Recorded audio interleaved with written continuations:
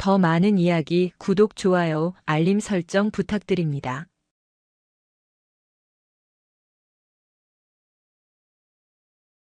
야, 이 군뱅이 새끼들아. 거기가 군대야 아니면 노인정이야? 하사 나부랭이 하나를 못 이겨서 헉헉거리고 자빠졌어. 니들이 그러고도 장교고 부사관이야? 사타구니에 달린 거 그냥 떼버려. 확성기를 찍고 나오는 굉음이 파주 제1보병사단 수색대대 연병장을 뒤흔들었다. 흙먼지가 자욱하게 피어오르는 3km 뜀걸음 코스, 숨이 턱 끝까지 차올라 단내를 풍기는 남군들의 거친 호흡 소리 사이로 독사 같은 고함이 파고들었다. 단상 위 팔짱을 낀 채 이마에 굵은 핏대를 세우고 있는 남자는 대대장 조형수 중령이었다. 그의 눈은 결승선을 향해 죽기 살기로 뛰어오는 병사들이 아닌 이미 결승선을 통과해 호흡을 고르고 있는 한 사람에게 고정되어 있었다. 그 시선의 끝에는 안소희 하사가 있었다. 질끈 묶은 머리카락 끝에서 땀방울이 떨어져 전투복 어깨를 적셨지만 그녀의 호흡은 흐트러짐이 없었다. 남성 군인들조차 혀를 내두르는 특급 전사 기준인 12분 30초를 가볍게 넘긴 11분대 주파. 웬만한 남성 특수부대원 뺨치는 기록이었다. 안소희는 무릎에 손을 짚고 헐떡이는 대신 허리를 꼿꼿이 세우고 전방을 주시하며 가볍게 제자리 걸음으로 근육을 풀고 있었다. 그 모습이 조형수의 비틀린 심기를 더욱 건드렸다. 작전장교. 저거 기록 뭐야? 계측기 고장난 거 아니야? 조형수가 옆에 서 있던 작전장교의 정강이를 군화발로 툭 찼다. 작전장교는 움찔하며 스톱워치를 내밀었다. 아닙니다. 정확합니다. 11분 45초. 대대 신기록입니다. 이런 멍청한 새끼. 분위기 파악 안 돼. 누가 기록 좋은 거 모르냐? 내 말은 왜 여군 하사 따위가 내 엘리트 장교들보다 빠르냐는 거야. 니들이 평소에 기압이 빠져 있으니까 저런 꼴을 당하는 거 아니야? 조형수는 괜한 스톱워치를 빼앗아 바닥에 내동댕이 쳤다. 플라스틱 파편이 튀었다. 그의 논리는 단순했다. 자신의 부하들이, 특히 자신이 아끼는 육사 출신 중대장들이 고졸 출신 여군 부사관에게 밀리는 그림이 보기 싫은 것이다. 그것은 곧 자신의 지휘 능력에 흠집이 나는 것이라 여겼다. 안소희가 숨을 고르고 단상 앞으로 다가왔다. 규정대로라면 대대장의 치아가 있어야 할 타이밍이었다. 그녀는 절도 있는 동작으로 거수 경례를 올렸다. 전진. 하사 안소희 3km 뜀걸음 완주했습니다. 쩌렁쩌렁한 목소리. 흐트러짐 없는 자세. 햇볕에 그을린 건강한 피부와 그 속에 감춰진 단단한 눈빛. 군인으로서 흠잡을 데 없는 모습이었지만 조형수는 그 완벽함이 역겨웠다.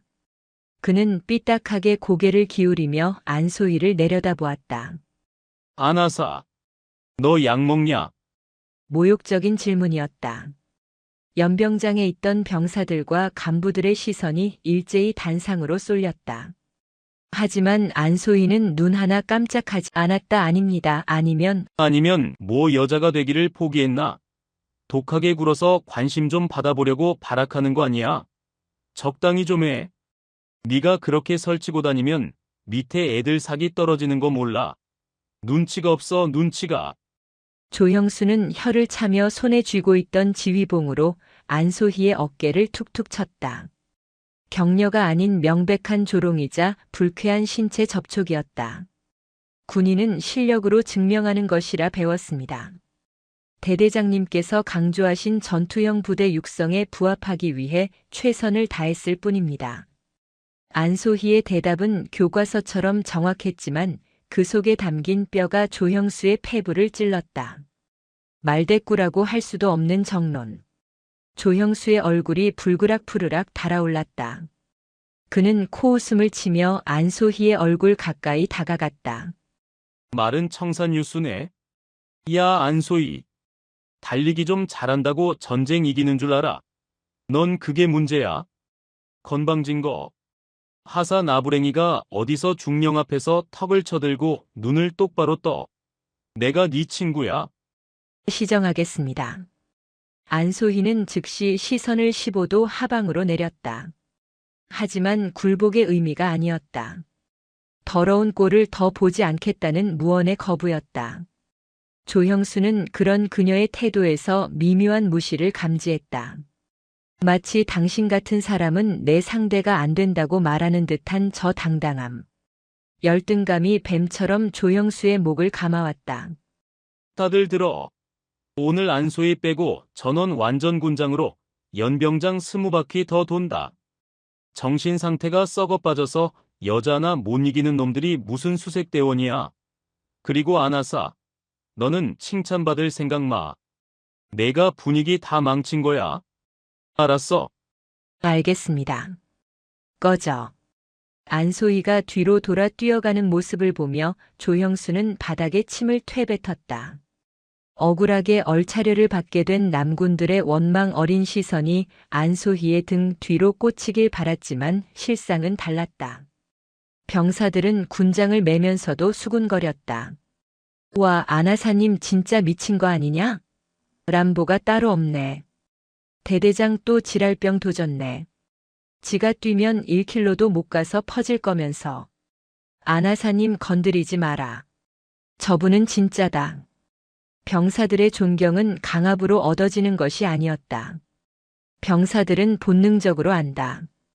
전쟁이 터지면 누구의 등을 믿고 따라야 살 수 있는지. 뱃살 나온 대대장 조형수가 아니라 강철 같은 여군 안소희였다. 대대장실로 돌아온 조형수는 전투모를 벗어 소파에 집어 던졌다.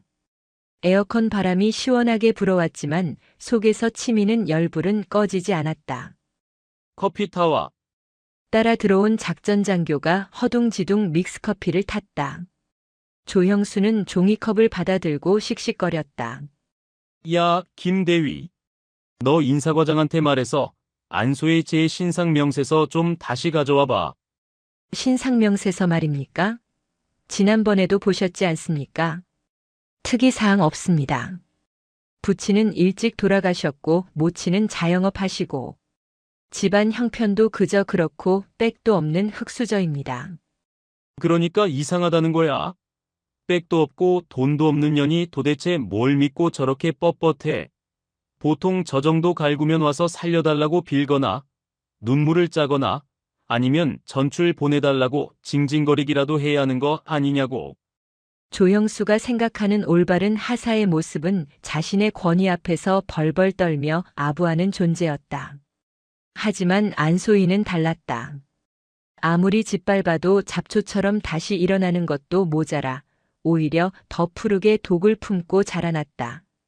제가 알아서 좀 조져놓겠습니다, 대대장님. 이번 주 사격 훈련 있지 않습니까? 0점 사격장 말고 전술 사격장으로 돌려서 아주 기를 죽여놓겠습니다.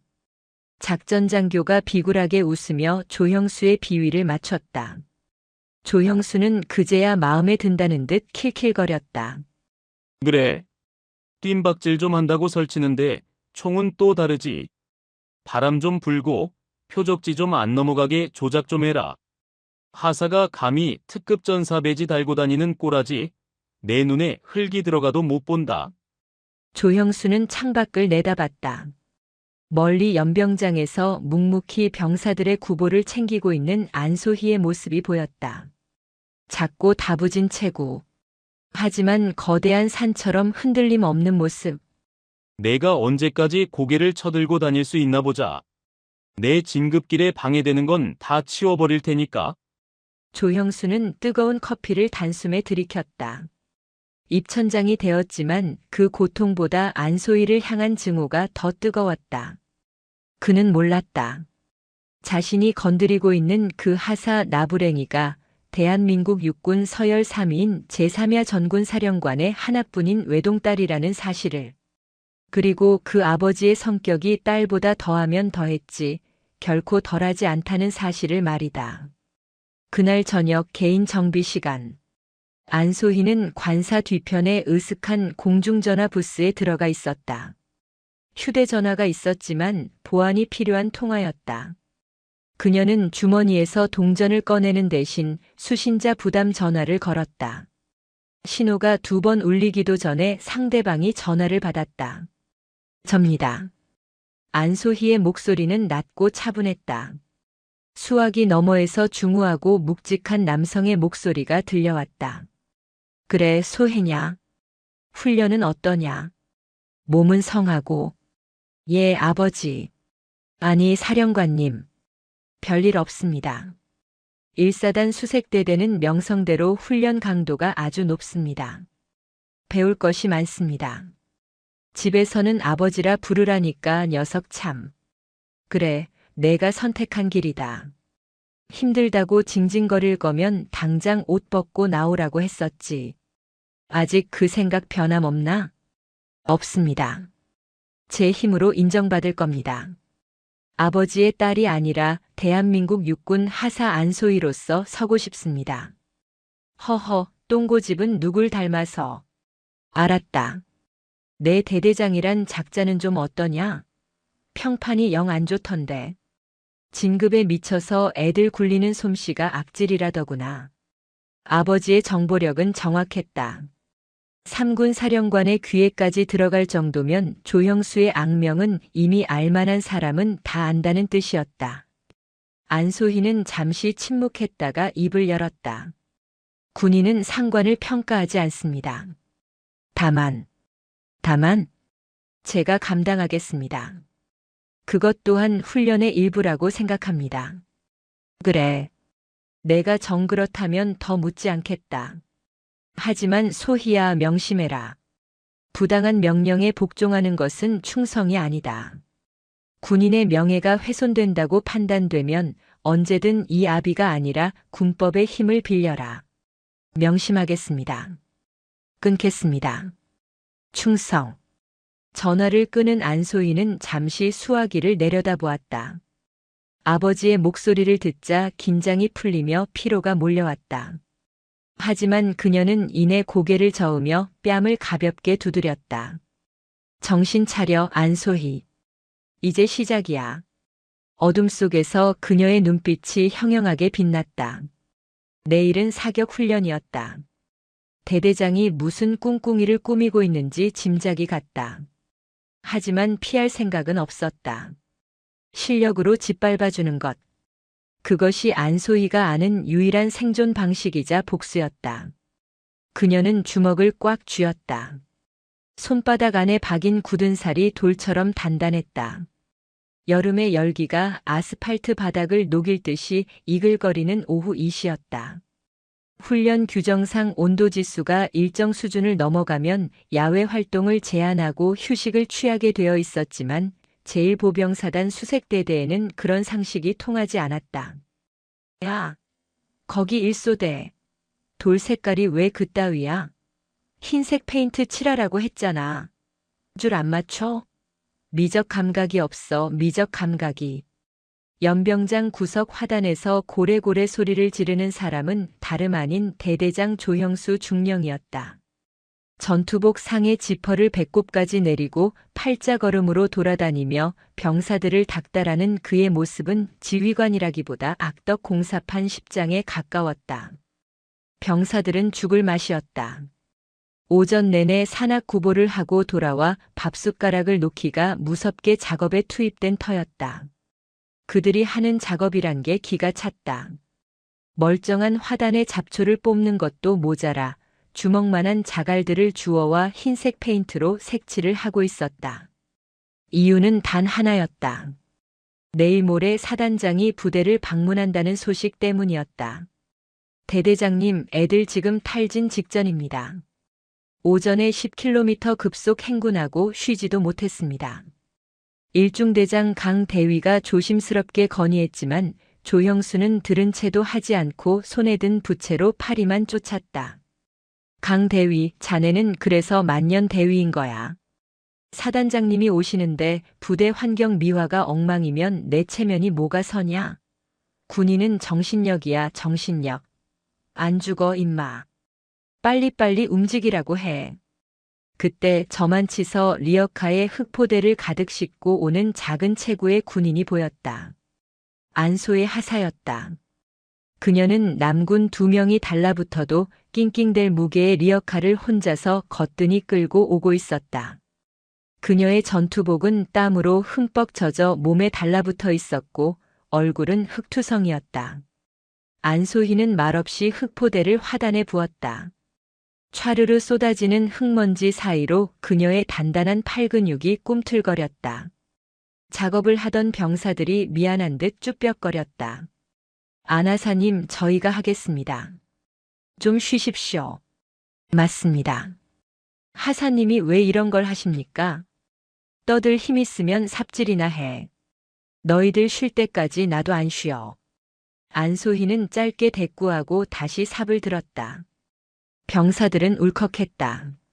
지휘관들은 그늘 밑에서 아이스 커피를 빨며 잔소리나 해대는데 1등으로 훈련을 마친 에이스 부사관이 가장 더러운 일을 도맡아 하고 있으니 말이다. 조형수가 그 꼴을 가만히 보고 있을 리 없었다.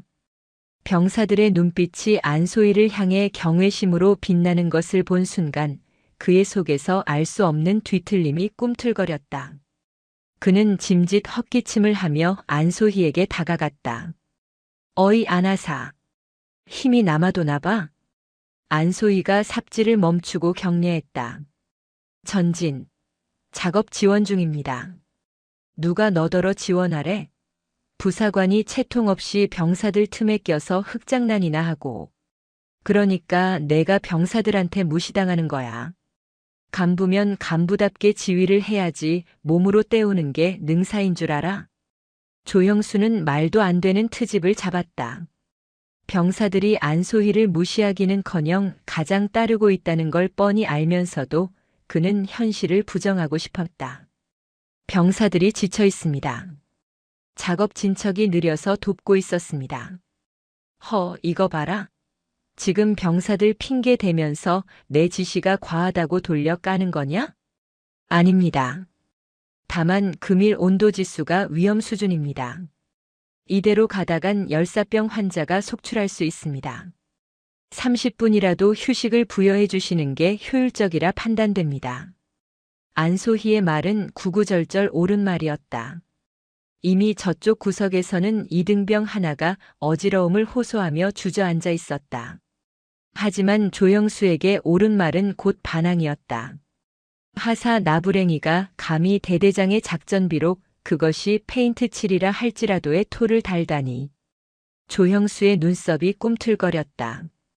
그는 들고 있던 부채로 안소희의 방탄모를 툭툭 쳤다. 톡, 톡, 톡. 기분 나쁜 소리가 울렸다. 안소희, 너 3군 사령관 백이라도 있냐? 안소희의 눈동자가 순간 흔들렸다. 조형수는 그 찰나를 놓치지 않고 비릿하게 웃었다. 물론 진짜 3군 사령관의 딸일 거라고는 상상도 못했다. 그저 당황하는 기색을 즐길 뿐이었다. 아니면 모 국방부 장관 숨겨둔 딸이라도 돼? 쥐뿔도 없는 게 어디서 자꾸 가르치려 들어. 내가 20년 군 생활하면서 너 같은 부류를 딱 싫어해. 주제 파악 못하고 설치는 것들. 시정하겠습니다. 입으로만 시정하지 말고 행동으로 보여. 지금 당장 저쪽 연병장 끝에 있는 잡초 손으로 다 뽑아. 호미 쓰지 말고 손으로. 해 떨어지기 전까지 다 못 뽑으면 오늘 전 중대 저녁밥 없는 줄 알아. 그것은 명백한 가혹행위였다. 축구장만한 연병장의 잡초를 혼자서 그것도 손으로 뽑으라니. 게다가 실패하면 중대 전체를 굶기겠다는 연대 책임까지 씌웠다.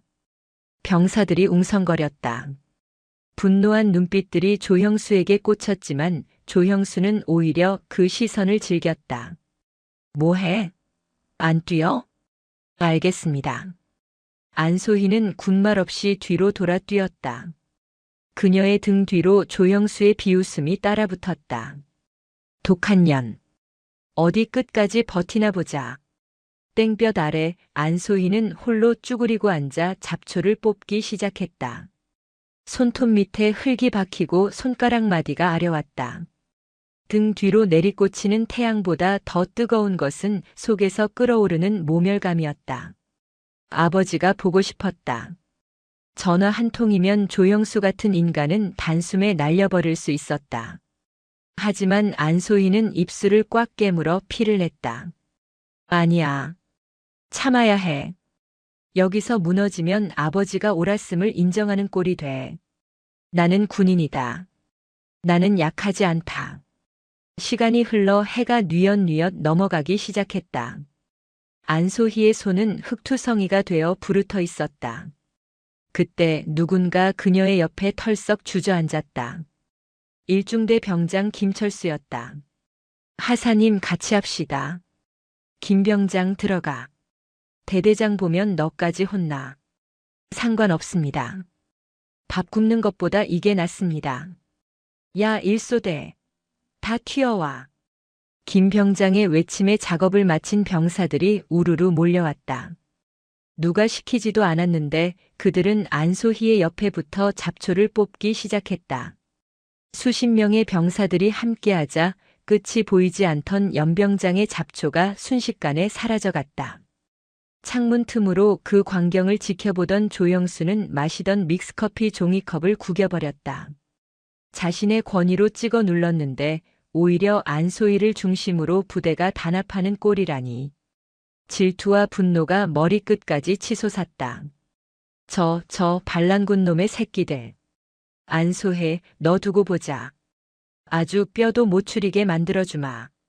이틀 뒤 브리핑 룸의 공기는 무겁게 가라앉아 있었다. DMZ 수색 작전 브리핑이 한창이었다. 금일 작전 구역은 13섹터다. 작전 장교의 말에 브리핑에 참석한 팀장들의 얼굴이 굳어졌다. 13섹터. 그곳은 지형이 험준하기로 악명 높을 뿐만 아니라 6.25 전쟁 당시 매설된 미확인 지뢰가 가장 많은 곳이었다. 게다가 최근 북한군의 동향이 심상치 않아 출입이 통제되던 구역이었다. 팀장은 안소의 하사, 부팀장은 최중사. 의상. 안소희가 벌떡 일어났다. 작전 장교님, 13섹터는 통문이 폐쇄된 곳 아닙니까? 게다가 최중사는 현재 무릎 부상으로 재활 중입니다. 단상에 앉아있던 조영수가 책상을 탁 치며 끼어들었다. 야 안소희, 너 지금 명령 불복종하냐? 최중사 다친 거 알아. 그러니까 내가 팀장 하라는 거 아니야. 특급 전사라며? 그 잘난 체력 뒀다 뭐해? 아픈 동료 목까지 뛰어야 진짜 군인이지. 쫄리면 지금이라도 못하겠다고 무릎 꿇고 빌든가. 조형수의 눈은 희번덕거리고 있었다. 이것은 명백한 사지로 내몰기였다. 험지에서 사고라도 나면 자신의 책임으로 돌리려는 수작이 뻔했다. 하지만 거부할 명분이 없었다. 군대는 명령으로 죽고 사는 곳이니까. 알겠습니다. 수행하겠습니다. 다만 장비 지원을 확실히 해주십시오. 13섹터는 수목이 우거져 야간 투시경 없이는 작전이 불가능합니다. 걱정 마. 최신형으로 준비해놨으니까. 넌 가서 간첩이나 잡아와. 빈손으로 오면 알지. 완전 군장으로 연병장 100바퀴다. 조형수는 킬킬거리며 회의실을 나갔다. 그 뒷모습을 노려보는 안소희의 눈매가 날카로워졌다. 그날 밤 10시. 비무장지대의 어둠은 도시의 밤과는 차원이 달랐다. 빛 한 점 없는 칠흑 같은 암흑. 숨소리조차 크게 들리는 고요함 속에 긴장감이 감돌았다. 안소희를 선두로 7명의 수색팀원이 묵묵히 수풀을 헤치고 나아갔다. 하사님, 이거 야투경야간 투시경 상태가 이상합니다. 뒤따르던 박상병이 당황한 목소리로 속삭였다. 왜 그래? 전원이 안 들어옵니다. 배터리를 갈아 꼈는데도 먹통입니다. 저도 그렇습니다. 화면이 자꾸 깜빡거려서 앞이 안 보입니다. 다른 병사들도 웅성거렸다. 안소희는 자신의 야투경을 확인했다. 희미하게 켜지는가 싶더니 이내 픽 꺼져버렸다. 불길한 예감이 스쳤다. 조형수, 설마 장비까지 손을 댄 건가? 배터리가 방전된 폐급 장비들을 최신형이라며 지급한 것이 분명했다. 지뢰밭 한가운데서 눈을 가리고 걸으라는 것과 다름없는 살인 행위였다. 분노가 치밀어 올랐지만 지금은 분노할 때가 아니었다. 부하들의 목숨이 자신의 손에 달려 있었다. 전원 정지. 야투경 끈다. 지금부터 유관과 청각에 의존해서 이동한다.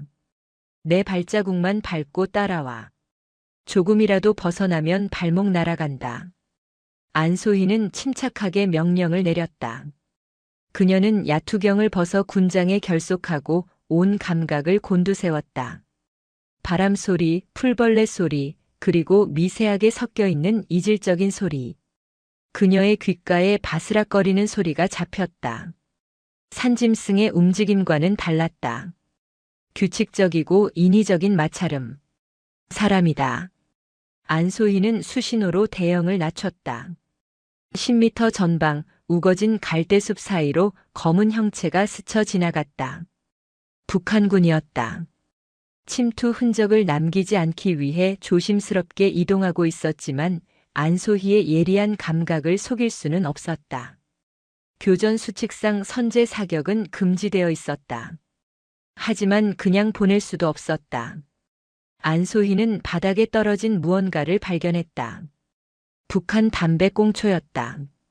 놈들이 방금까지 머물렀다는 확실한 증거였다.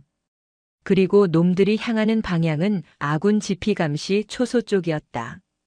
박상병 무전기 쳐. 상황실에 보고해. 적 침투 징후 발견. 현재 위치 좌표 불러주고 아군 지피 쪽으로 이동 중이라고 알려. 하사님 무전기가. 박상병의 얼굴이 하얗게 질려 있었다. 왜 또? 주파수가 안 잡힙니다. 잡음만 들립니다. 역시나였다. 통신 장비마저 고장난 것을 쥐어준 것이다. 이쯤 되면 대대장은 안소희가 죽기를 바라는 것이 틀림없었다. 젠장. 안소희는 욕설을 삼키며 결단을 내렸다. 철수한다. 우리가 직접 가서 보고해야 해. 놈들이 지피에 도달하기 전에 우리가 먼저 도착해야 한다. 죽기 살기로 뛰어. 지뢰밭을 달리는 것은 미친 짓이었다. 하지만 안소희는 지형지물을 완벽하게 기억하고 있었다. 그녀는 선두에서 길을 텄다. 가시던 불에 얼굴이 긁히고 군화가 진흙에 빠졌지만 멈추지 않았다. 부하들도 그녀를 믿고 필사적으로 달렸다. 새벽 4시. 수색팀은 기진맥진한 상태로 통문을 통과해 대대 지휘소로 복귀했다. 안소희는 숨 돌릴 틈도 없이 지휘 통제실로 뛰어들어갔다. 대대장님, 적 침투 징후 발견했습니다. 13섹터 갈대밭 근처에서 북한군 3명을 목격했고 놈들이 지피 방향으로 이동 중이었습니다. 당장 비상을 걸어야 합니다. 상황실 의자에서 졸고 있던 조형수가 부스스 눈을 떴다. 침 자국이 난 얼굴로 안소희를 멍하니 쳐다보던 그는 코웃음을 치며 하품을 했다. 뭐? 간첩? 야 안소희. 너 소설 쓰냐? 13섹터는 쥐새끼 한 마리도 못 들어오는 곳이야. 내가 쫄아서 헛개비 본 거 아니야? 증거 있습니다. 안소희는 주머니에서 주워온 북한 담배꽁초와 작전 지도에 표시한 이동 경로를 책상 위에 펼쳐놓았다. 흙 묻은 꽁초에서 독한 냄새가 났다. 이게 증거입니다. 놈들이 흘린 겁니다. 그리고 지급해 주신 야투경과 무전기 전부 고장이었습니다. 고의가 아니라면 설명이 안 됩니다. 병사들을 다 죽일 셈이었습니까? 안소희의 목소리가 높아졌다. 그녀의 눈에서는 살기가 뿜어져 나왔다. 조형수는 순간 움찔했지만 이내 얼굴을 붉히며 책상을 쾅 내리쳤다. 이 건방진 년이 어디서 눈을 불하려. 장비 관리를 내가 똑바로 안 해놓고 나한테 뒤집어 씌워. 그리고 이건 뭐야? 담배꽁초? 네가 피우고 북한 거라고 우기는지 내가 어떻게 알아? 대대장님, 시끄러워. 보고서나 똑바로 써왔어? 줘봐. 조형수는 안소희가 밤새 험지를 뛰며 머릿속으로 정리해온 작전 보고서를 낚아챘다. 그는 내용을 읽지도 않았다. 첫 장을 넘기더니 빨간 펜으로 쭉 긋고는 바닥에 패대기 쳤다. 글씨체가 이게 뭐야? 내가 휴먼 명조 쓰랬지? 자간, 장평 다 틀렸잖아. 보고서의 기본도 모르는 게 무슨 작전을 논해? 다시 써와. 지금 형식이 중요한 게 아닙니다. 적들이 지피를 노리고 있다니까요. 이게 끝까지 말대꾸네. 야, 작전과장. 얘 말 믿어? 딱 봐도 훈련 빡세니까 거짓말하는 거잖아. 얘네들 싹 다 끌고 나가. 조형수는 손을 휘휘 저었다. 명령 불복종의 허위 보고까지. 아주 군기들이 빠졌어. 안소희, 너 책임지고 전원 완전 군장으로 연병장 돌아. 내가 그만하라고 할 때까지. 보고서 양식 똑바로 고쳐올 때까지 한 발자국도 못 쉴 줄 알아. 하지만 병사들은 죄가 없습니다. 저 혼자 받겠습니다. 어디서 흥정을 하려고 들어? 끌어내. 결국 안소희와 수색 팀원들은 지친 몸을 이끌고 억수같이 쏟아지는 빗속으로 내몰렸다. 30kg이 넘는 군장을 메고 진흙탕이 된 연병장을 돌면서 안소희는 입술을 깨물었다. 비와 땀 그리고 눈물이 섞여 뺨을 타고 흘렀다. 뒤에서 힘겨워하는 병사들의 거친 숨소리가 그녀의 가슴을 후벼 팠다. 상황실 창가에서 따뜻한 커피를 마시며 그 모습을 지켜보는 조형수의 입가에 비열한 미소가 걸렸다. 그러게 적당히 기었어야지. 주제도 모르고. 안소희는 흐릿해지는 시야 속에서 조형수의 얼굴을 똑똑히 새겨 넣었다.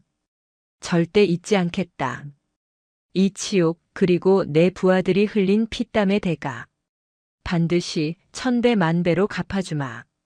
그녀의 군화가 진흙을 박차고 나갈 때마다 흙탕물이 사방으로 튀어올랐다. 그것은 마치 억눌린 분노가 폭발할 때를 기다리며 튀어오르는 검은 불꽃 같았다. 다음 주 예정된 대규모 기동훈련 FTX. 안소희는 직감했다. 그곳이 바로 조형수와의 마지막 전쟁터가 될 것임을. 군단급 기동훈련 FTX를 사흘 앞둔 저녁이었다.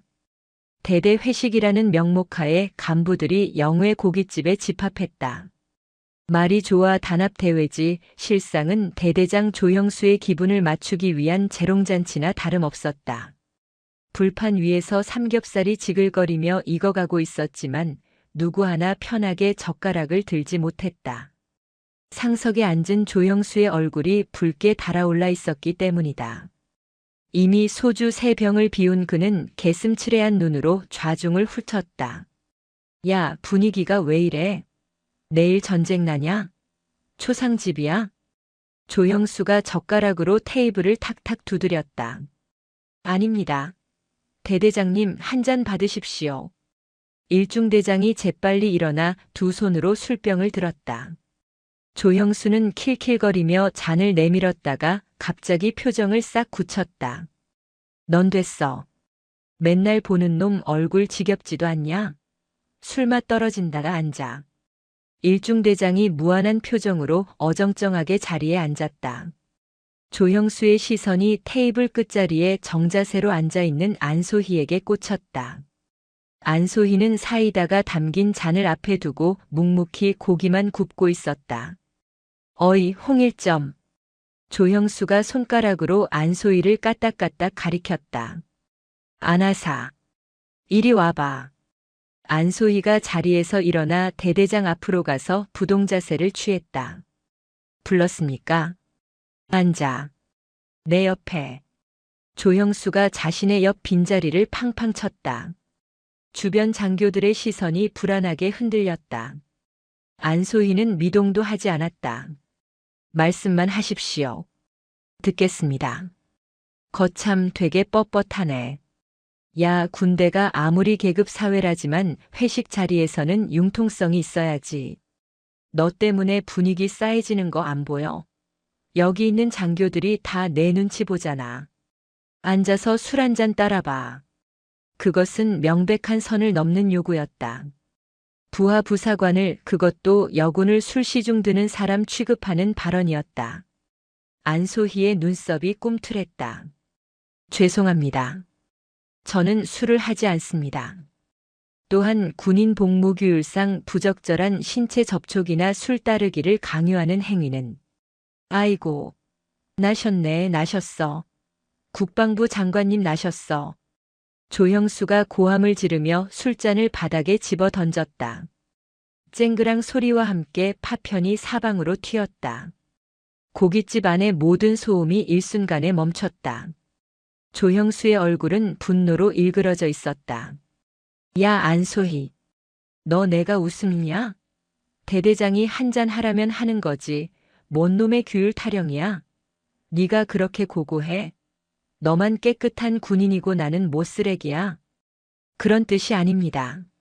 아니긴 뭐가 아니야. 눈깔에 힘 안 풀어. 내가 내 속을 모를 줄 알아?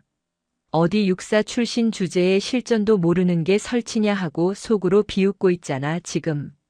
조형수의 열등감이 술기운을 빌려 폭발했다. 그는 자리에서 비틀거리며 일어나 안소희의 멱살을 잡으려다 주변 장교들이 말리는 바람에 다시 주저앉았다. 대대장님 취하셨습니다. 그만하시죠. 이거나. 야, 안소희. 너 이번 훈련 때 두고 봐. 아주 작사를 내줄 테니까. 군복 벗고 싶어서 질질 짜게 만들어줄 거야. 내 눈앞에서 싹 다 꺼져. 조형수는 테이블을 엎을 기세로 난동을 부렸다. 안소희는 끝까지 흐트러짐 없는 자세로 경례를 하고 식당을 나섰다. 등 뒤에서 조형수의 욕설이 날아와 비수처럼 꽂혔다. 저거. 꼬라지하고는. 부모가 어떻게 가르쳤길래 저렇게 싹퉁머리가 없어. 애비 없는 자식 티를 내어 아주. 식당 문을 닫고 나온 안소희의 주먹이 부들부들 떨렸다. 모욕은 참을 수 있었다. 하지만 부모님을 들먹이는 것만큼은 참기 힘들었다. 당장이라도 들어가서 저 더러운 주둥이를 닥치게 하고 싶었다. 아버지가 이 꼴을 보셨다면. 아니야. 그녀는 밤하늘을 올려다보며 거친 숨을 몰아쉬었다. 달조차 구름에 가려 보이지 않는 캄캄한 밤이었다. 칠흑 같은 어둠이 그녀의 군 생활을 예고하는 것 같았다. 관사로 돌아가는 길 뒤따라 나온 일중대 소대장들이 쭈뼛거리며 다가왔다. 안하사님 괜찮으십니까? 대대장님이 많이 취하셔서. 신경 쓰지 마십시오. 안소희는 짧게 대답했다. 그때 골목 어귀에서 병사 몇 명이 서성이고 있었다. 안소희의 소대원들이었다. 회식이 험악하게 끝났다는 소문을 듣고 걱정되어 나온 것이었다. 부팀장님, 막내 하사가 울먹이며 달려왔다. 괜찮으십니까? 식당 알바하는 친구한테 들었는데 대대장님이 유리잔 던지고 난리도 아니었다면서요. 안소희는 짐짓 엄한 표정을 지었다. 쓸데없는 소리. 다들 점호 준비 안 하고 여기서 뭐해? 걱정돼서 그랬지 말입니다. 이번 훈련 때 대대장님이 저희 소대 가만 안 둔다고 벼르고 있다는 소문이 파다합니다. 진짜 큰일 나는 거 아닙니까? 병사들의 눈동자에는 불안감이 가득했다. 미친 개 같은 지휘관 밑에서 훈련을 뛴다는 공포. 안소희는 그들의 어깨를 하나하나 두드려 주었다. 걱정 마. 내가 있잖아. 너희들은 내 명령만 따르면 돼. 무슨 일이 있어도 내가 너희들 다치게 안 해. 알았어? 예. 알겠습니다. 병사들은 그제야 안도하며 내무반으로 돌아갔다. 그들의 뒷모습을 보며 안소희는 입술을 깨물었다. 조형수의 광기는 이제 개인적인 괴롭힘을 넘어 부대 전체의 안전을 위협하고 있었다. 이번 훈련 단순한 훈련이 아닐 거야. 전쟁이다. 안소희는 관사로 들어가 군장을 꾸리기 시작했다. 비상식량, 구급랑, 여분의 건전지, 지도, 나침반. 보급품이 아닌 사비로 구매한 고성능 장비들까지 꼼꼼하게 챙겼다. 대대장이 지원해주지 않을 것이 뻔했기에 그녀는 스스로 살아남을 준비를, 아니 부하들을 살릴 준비를 해야 했다. 새벽 3시까지 지도를 분석하며 예상 이동 경로를 머릿속에 그렸다. 조형수가 파놓을 함정이 어디일지 시뮬레이션을 돌렸다. 잠을 잘 수가 없었다. 밖에서는 훈련의 시작을 알리는 듯 빗방울이 하나둘 떨어지기 시작했다. 훈련 당일 새벽 하늘에 구멍이라도 뚫린 듯 폭우가 쏟아졌다. 파주 일대에 호우주의보가 발령되었지만 훈련은 강행되었다. 전 대대 출동 준비. 신속하게 탑승해. 조형수의 목소리가 무전을 타고 흘러나왔다. 그는 방수 처리가 된 지휘 차량 네토나 안에서 히터를 틀어놓고 편안하게 지시를 내리고 있었다. 반면 안소희와 소대원들은 지붕도 없는 60트럭 적재함에 올라타 비를 쫄딱 맞고 있었다. 판초 우위를 입었지만 들이치기 시작한 빗물은 속옷까지 적셨다. 춥습니다. 이등병 하나가 덜덜 떨며 입술이 파랗게 질려가고 있었다. 10월의 비는 얼음장처럼 차가웠다. 안소희는 자신의 핫팩을 꺼내 이등병의 손에 쥐어주었다. 조금만 참아. 작전 지역 도착하면 몸 좀 녹일 수 있을 거야. 하지만 그 기대는 처참하게 배신당했다. 훈련장인 무걸리에 도착하자마자 조형수의 황당한 명령이 떨어졌다. 각 중대는 하차 후 즉시 공격 개시선으로 이동한다. 1중대, 특히 안소의 4소대는 우회 기동해서 적 후방을 타격해. 지도의 비루트로 이동한다. 실시. 안소희는 지도를 보고 경악했다. 대대장이 지정한 비루트는 평소에도 습지여서 진입이 꺼려지는 곳인데 지금 같은 폭우 속에서는 늪지대나 다름없는 곳이었다. 게다가 급류가 흐르는 계곡을 2번이나 건너야 했다. 망망, 여기는 알파원. 대대장님께 알립니다. 현재 폭우로 인해 비루트 진입이 불가능합니다. 계곡물이 불어나 도하가 위험합니다. 안전한 시루트로 우회하겠습니다. 안소희가 무전기를 들고 외쳤다. 치직거리는 잡음 섞인 소리 뒤로 조형수의 짜증 섞인 목소리가 들려왔다. 야, 안소희, 너 지금 쫄았냐? 비 좀 온다고 작전 변경하는 군대가 어디 있어? 시루트로 가면 시간 다 까먹잖아. 닥치고 까라면 까. 비루트로 최단 시간 돌파해서 깃발 꽂아. 못하면 죽을 줄 알아. 하지만 대대장님, 병사들의 안전이. 무전 꺼. 명령 불복종으로 영창 보내버리기 전에 당장 움직여. 이상. 무전이 끊겼다. 안소희는 빗물에 젖은 무전기를 꽉 쥐었다. 부하들이 걱정스러운 눈으로 그녀를 쳐다보고 있었다. 하사님, 저기로 가야 합니까?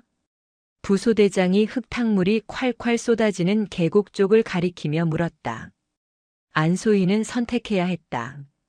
명령을 어기고 안전한 길로 갈 것인가, 아니면 죽음의 길로 들어설 것인가. 지금 당장 명령을 어기면 조형수는 훈련 중 항명이라며 즉시 헌병을 부를 것이다. 그렇게 되면 지휘권을 박탈당하고 이 병사들은 낙동강 오리알 신세가 되어 더 큰 위험에 처할 수도 있었다. 이동한다. 단 대형은 일렬종대. 서로의 군장끈을 로프로 연결해. 한 명이 미끄러지면 다 같이 잡아줘야 한다. 내가 제일 앞에서 물살을 가른다. 나를 믿고 따라와. 안소희는 로프를 자신의 허리에 묶고 거친 물살 속으로 발을 내디뎠다. 허리까지 차오르는 흙탕물이 몸을 휘청거리지게 만들었다. 차가운 물이 살을 애는 듯 했다. 으악! 중간쯤 건넜을 때 뒤따르던 병사 하나가 이끼를 밟고 미끄러졌다. 급류가 순식간에 병사를 휩쓸고 내려가려 했다. 잡아! 안소희가 번개같이 몸을 날려 병사의 로프를 낚아챘다. 팽팽하게 당겨진 로프가 손바닥 살을 파고들었지만 그녀는 놓지 않았다. 바위 틈에 군화발을 박아놓고 버텼다. 당겨. 다들 당겨. 소대원들이 합심해서 로프를 당겨 겨우 병사를 건져 올렸다. 병사는 물을 많이 먹어 캑캑거리고 있었다. 안소희의 손바닥에서는 붉은 피가 배어나와 빗물에 씻겨 내려갔다. 겨우 계곡을 건넜지만 진짜 지옥은 이제 시작이었다. 비루트의 산길은 이미 길이 아니었다. 진흙벌밭이었다. 발을 디딜 때마다 무릎까지 푹푹 빠지는 진흙탕 속에서 병사들의 체력은 급속도로 고갈되었다. 10kg 군장이 100kg처럼 느껴졌다. 그 시각 조형수는 산 아래 튼튼하게 지어진 본부 텐트 안에서 라면을 먹고 있었다. 비 오는 날엔 역시 라면이지. 야, 작전과장. 일중대 놈들 아직도 도착 안 했어? 네.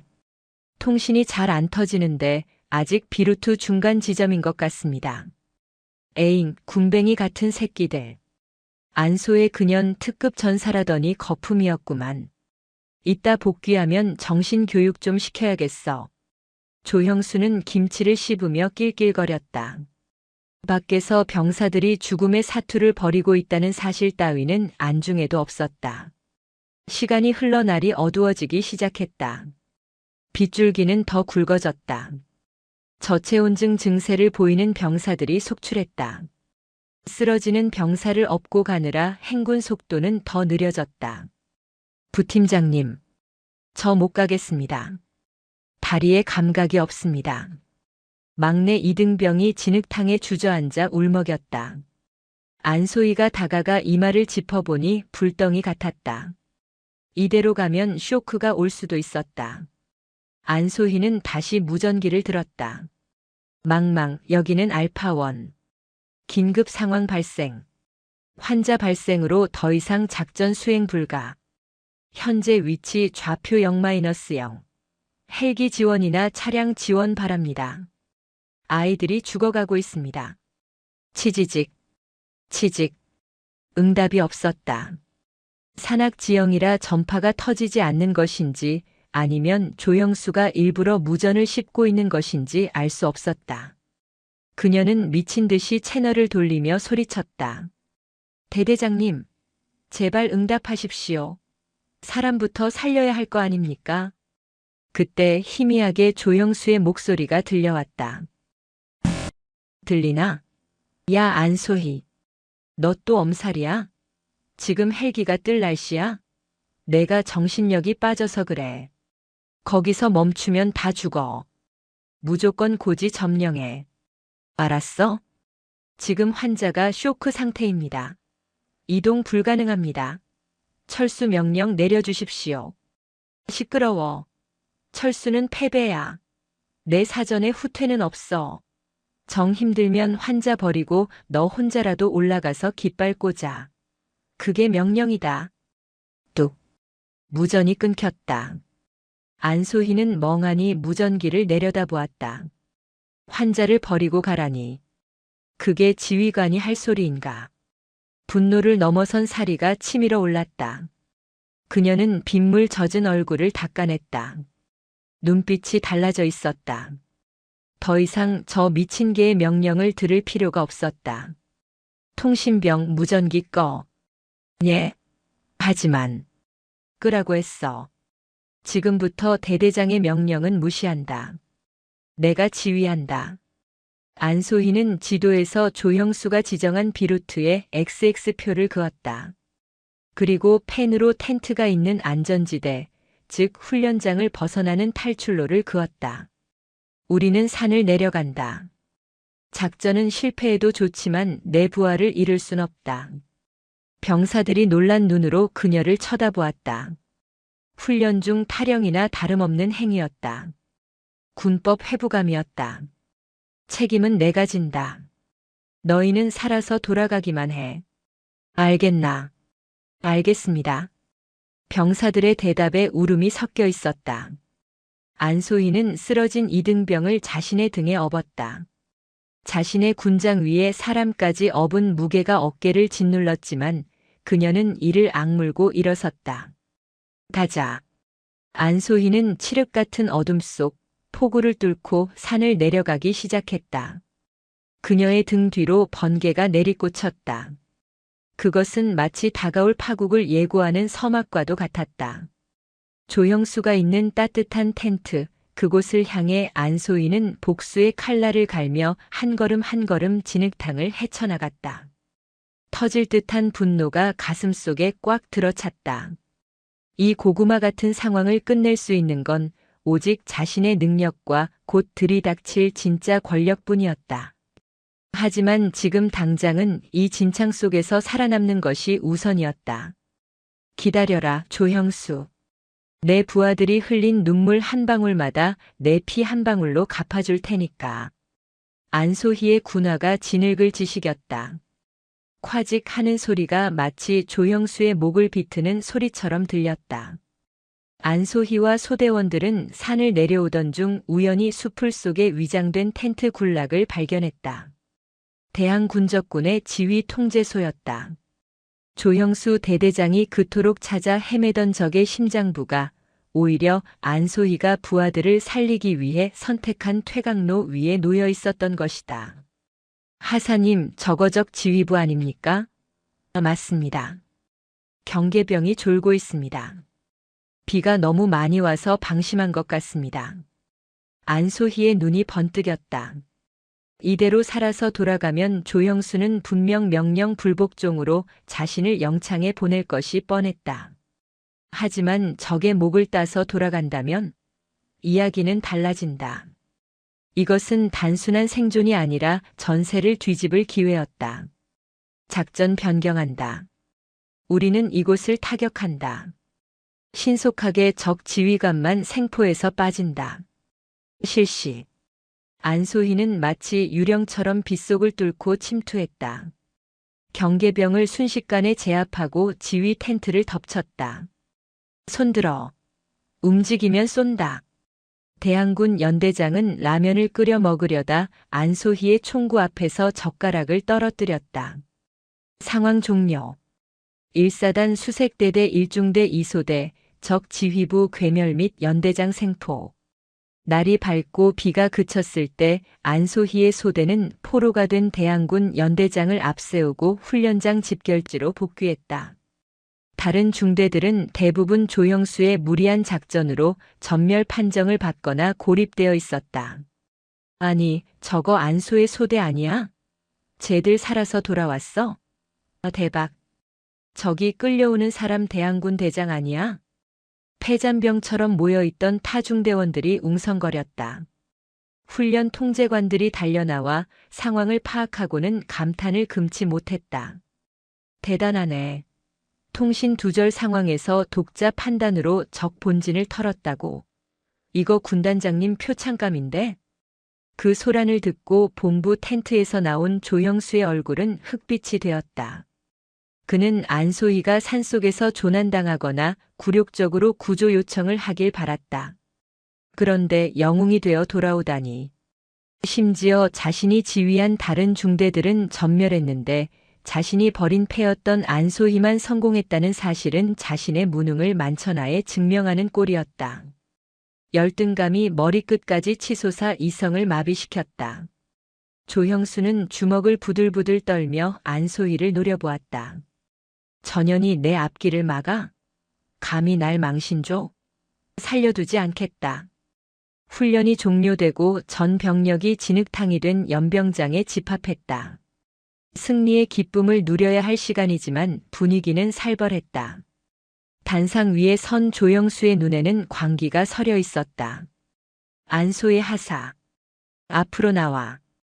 안소희가 대열에서 빠져나와 단상 앞으로 걸어갔다. 그녀의 전투복은 찢어지고 흙투성이었지만 눈빛만은 형형했다. 대대장님 부르셨습니까? 무릎 꿇어. 연병장의 정적이 흘렀다. 안소희가 미동도 하지 않자 조형수가 고함을 질렀다. 안 들려? 무릎 꿇으라고. 내가 지금 잘한 것 같지? 영웅 놀이하니까 재미있냐? 적 지휘부를 타격하여 작전을 성공시켰습니다. 무엇이 문제입니까? 이 건방진 년이. 문제는 내가 내 명령을 어겼다는 거야. 비루트로 가라고 했지. 누가 내 맘대로 경로 바꾸래. 군대에서 명령 불복종은 즉결 처형인 거 몰라. 조형수는 억지를 부리고 있었다. 작전 성공보다 자신의 권위가 훼손된 것이 더 참을 수 없었던 것이다.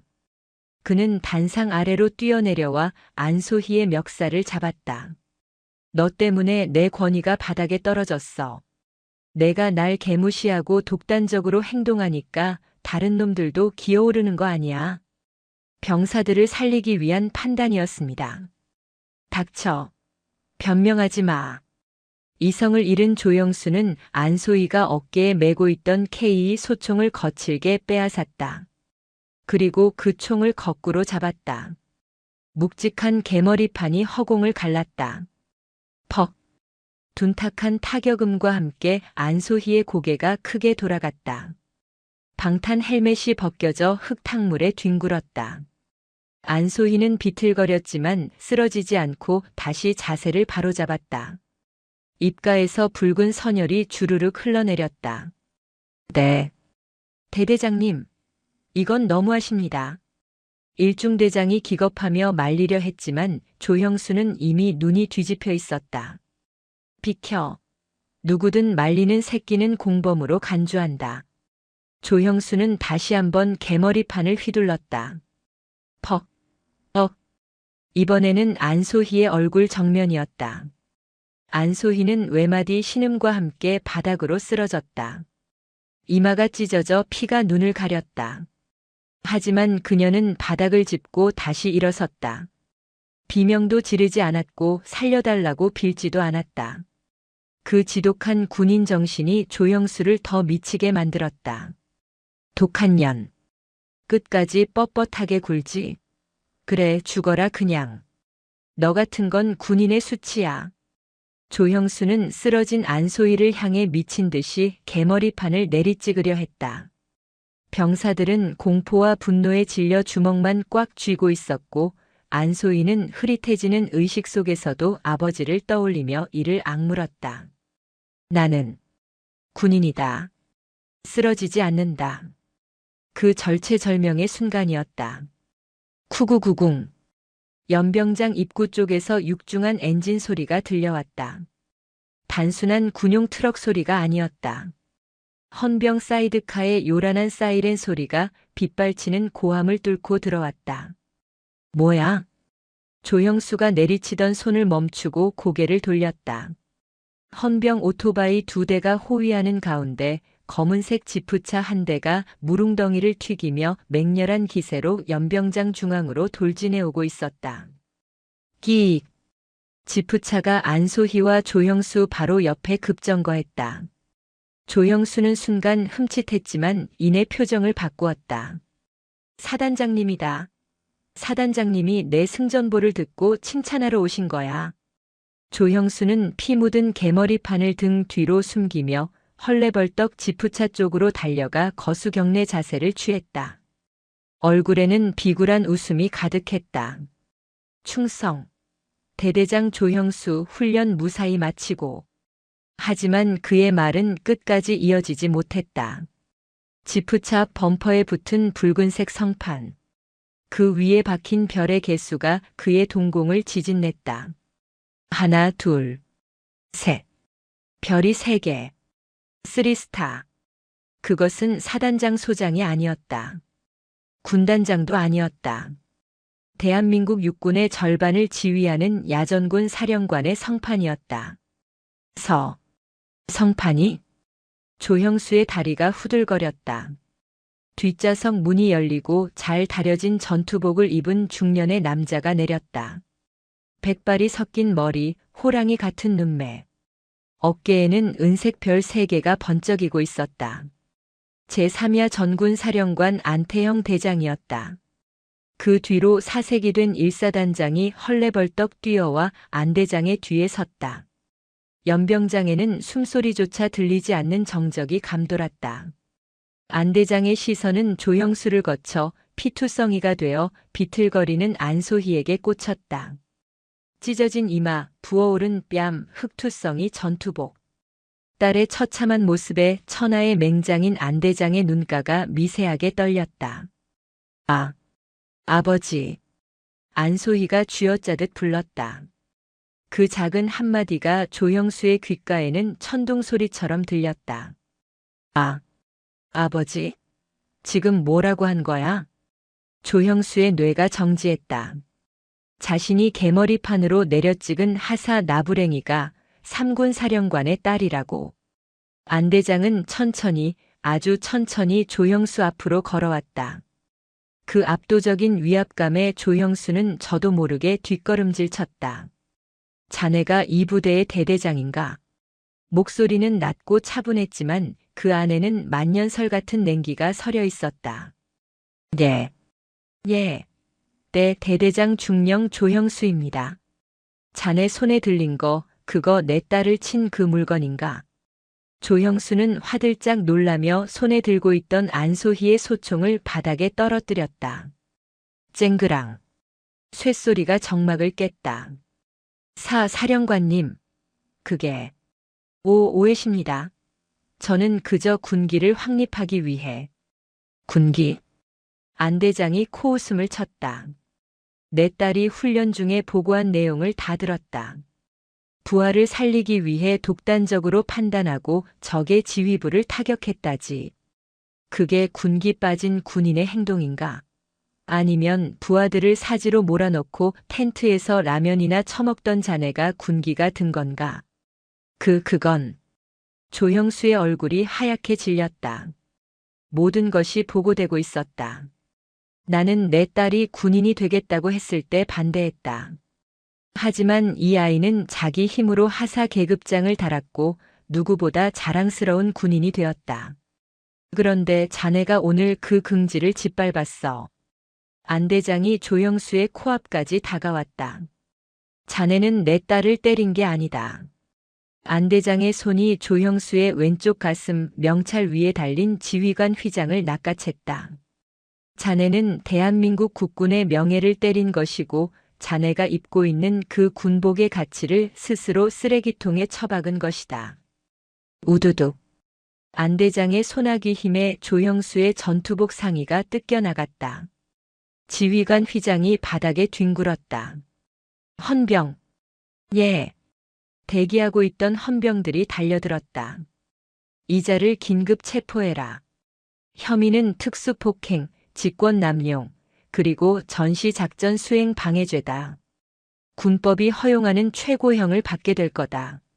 사령관님, 한 번만 봐주십시오. 제가 눈이 멀어서. 몰라 뵀습니다. 안하사가 따님인 줄 알았다면 절대로. 조형수는 바닥에 무릎을 꿇고 안대장의 바짓가랑이를 잡으려 했다. 찌질하고 비참한 최후였다. 그게 더 역겹군. 내 딸이 아니면 힘없는 병사라면 때려도 된다는 건가? 끌어내. 안대장의 일갈에 헌병들이 조형수를 개처럼 끌고 갔다. 살려주세요. 잘못했습니다. 조형수의 비명소리가 연병장에 메아리 쳤지만 누구 하나 동정하는 눈빛을 보내지 않았다. 병사들의 눈에는 10년 묵은 체증이 내려가는 듯한 통쾌함만이 서려 있었다. 안대장은 그제야 손수건을 꺼내 안소희에게 다가갔다. 그는 딸의 피 묻은 얼굴을 조심스럽게 닦아주었다. 보고 싶었다, 소희야. 죄송합니다. 꼴이 이래서. 아니다. 훌륭했다.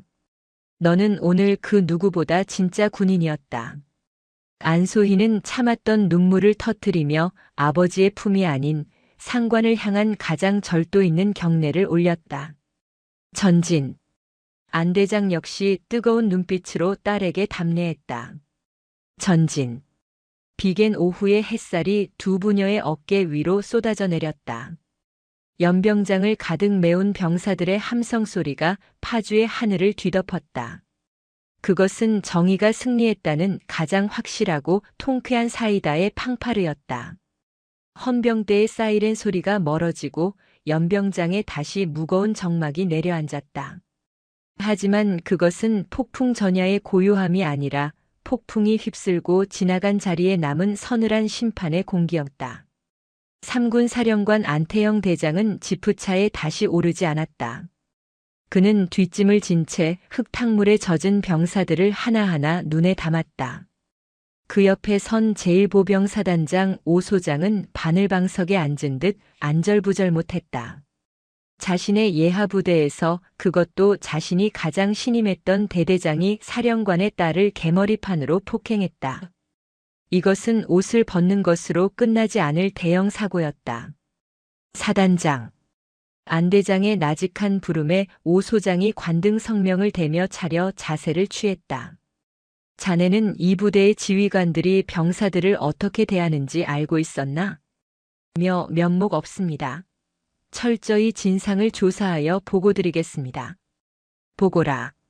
종이 쪼가리에 적힌 보고는 믿지 않는다. 내 눈으로 직접 확인했으니 이제 병사들의 입으로 들을 차례다. 안대장은 연병장의 도열에 있는 병사들을 향해 돌아섰다. 수백 명의 눈동자가 그를 향해 있었다. 그 눈빛들 속에는 두려움과 기대, 그리고 억눌린 분노가 뒤섞여 있었다. 제1사단 수색대대 장병들은 들어라. 나는 3군 사령관 안태영이다. 오늘 이 자리에서 너희 대대장 조형수의 지휘권은 박탈되었다. 지금부터 나는 계급장을 떼고 한 명의 군인 선배로서 너희에게 묻겠다. 조형수 중령이 그동안 너희에게 행한 부조리와 가혹 행위가 있다면 지금 이 자리에서 숨김없이 말하라. 사령관의 말이 떨어지자 병사들이 웅성거렸다. 보복이 두려워 망설이는 기색이 역력했다. 그때 일중대 병장 김철수가 손을 번쩍 들었다. 안소희와 함께 잡초를 뽑았던 그 병사였다. 일중대 병장 김철수. 발언해도 되겠습니까? 말하라. 조형수 중령은. 아니, 조형수는 지휘관이 아니었습니다. 그는 자신의 진급을 위해 병사들의 휴식을 뺏고 사단장님 방문을 대비해 화단에 페인트칠을 시키며 저희를 노예처럼 부렸습니다. 김 병장의 외침은 신호탄이었다. 본물이 터지듯 여기저기서 손이 올라왔다. 이중대 상병 박민우입니다. 훈련 때마다 안전장비는 지급하지 않고 무조건적인 돌격만 강요했습니다.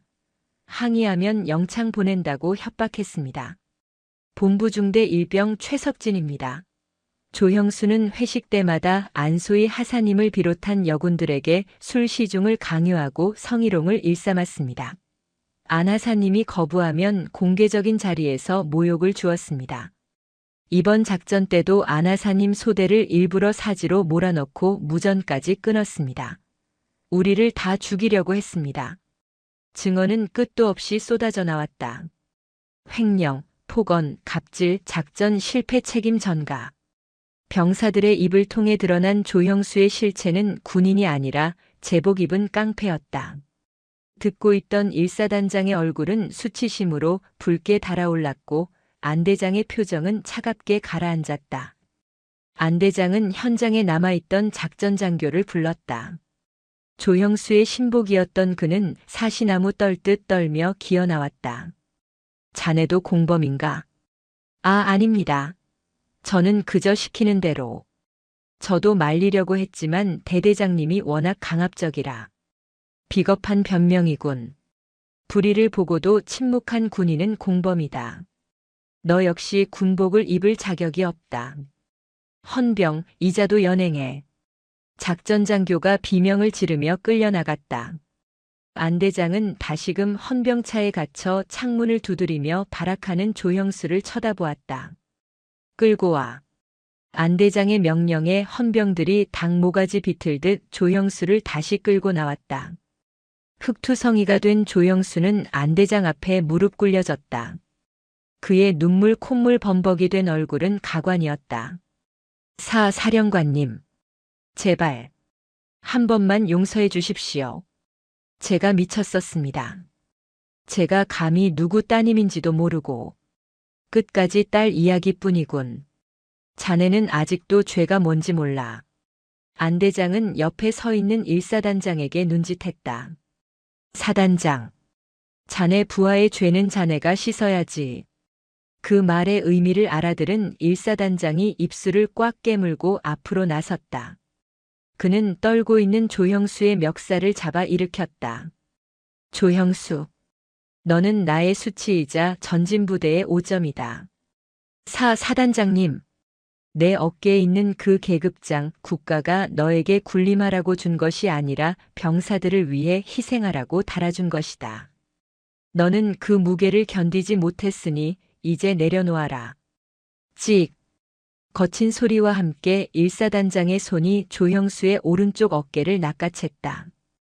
박음질이 뜯겨나가며 중령 계급장이 바닥으로 떨어졌다. 아, 내 계급장. 안 돼. 내가 이걸 어떻게 달았는데. 조형수가 비명을 질렀다. 그것은 살점이 떨어져 나가는 고통보다 더한 자신의 인생이 송두리째 뽑혀 나가는 고통이었다. 찍! 반대쪽 계급장마저 뜯겨나갔다. 양쪽 어깨가 휑해진 전투복. 이제 그는 중령도 대대장도 아닌 그저 범죄자 조형수에 불과했다. 너는 파면이다. 그리고 군사법원의 심판을 받게 될 것이다. 다시는 군복을 입을 생각하지 마라.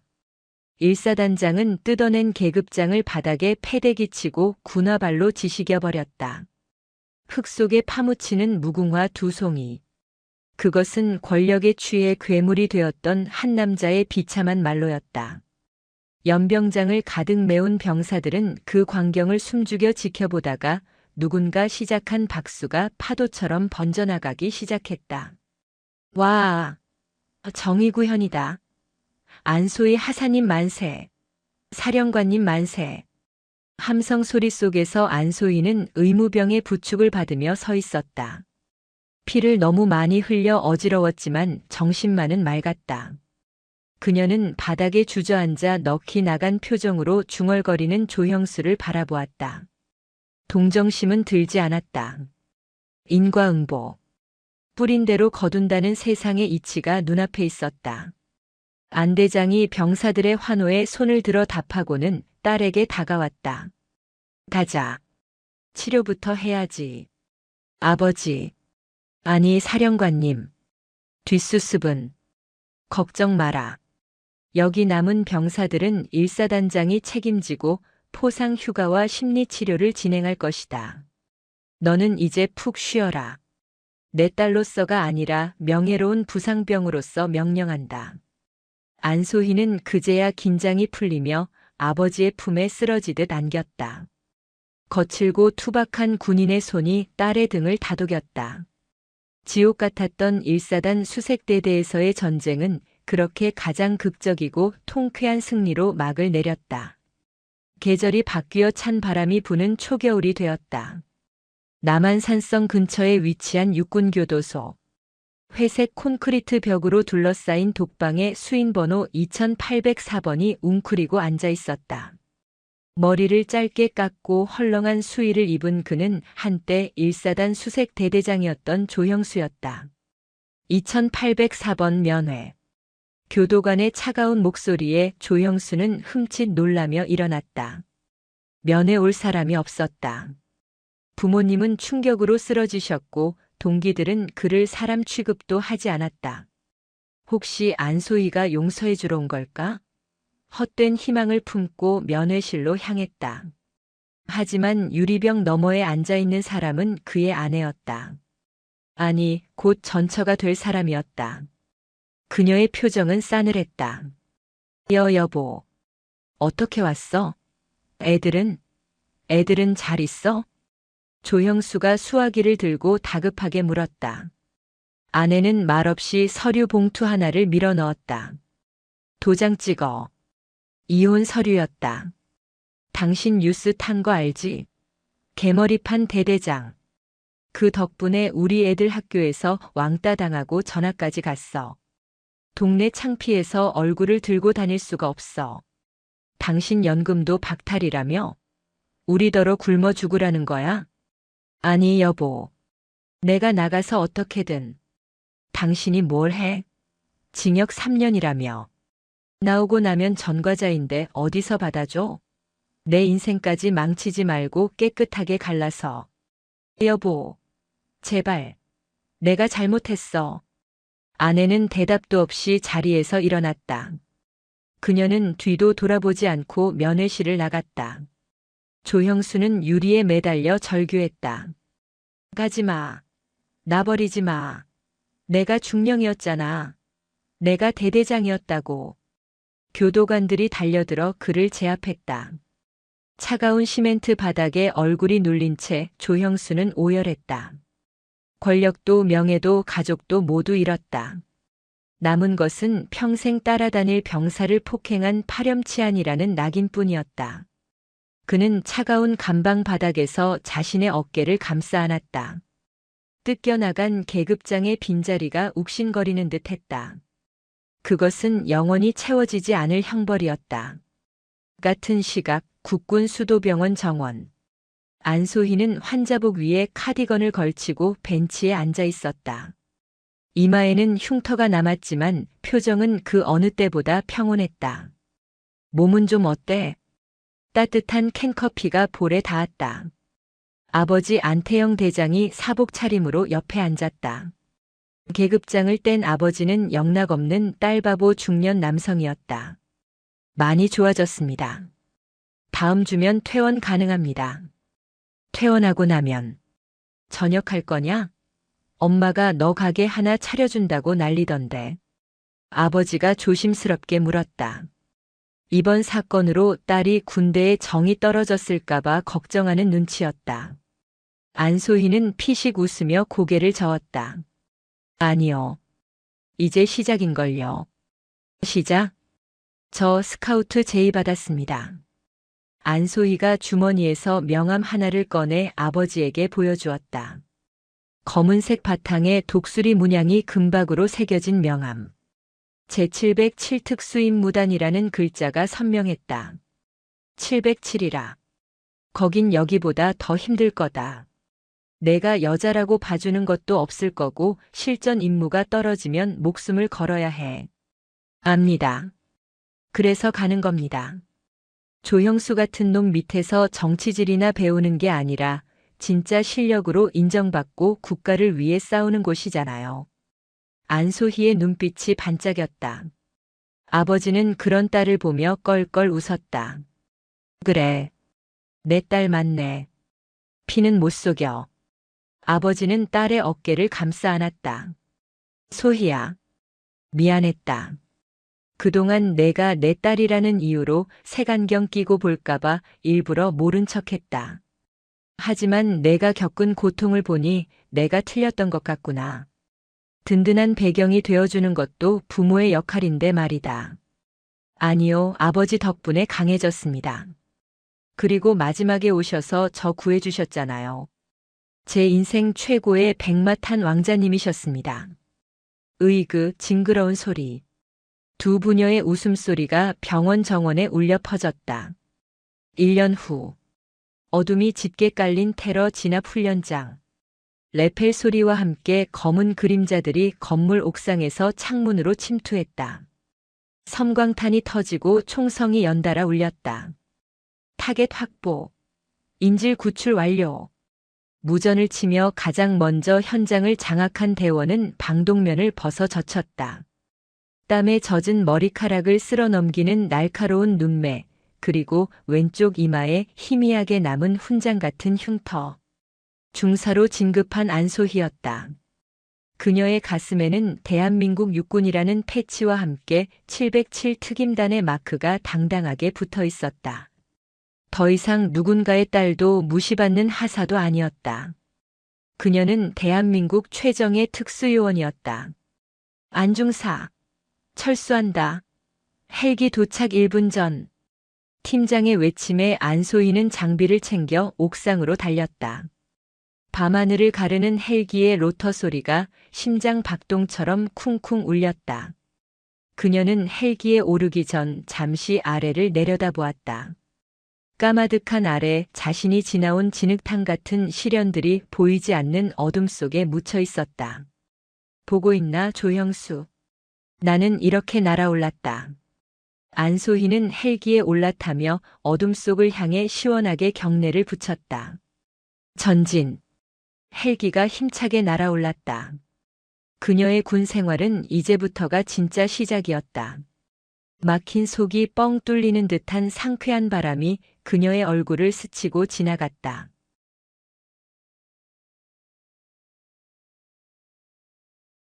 더 많은 이야기, 구독, 좋아요, 알림 설정 부탁드립니다.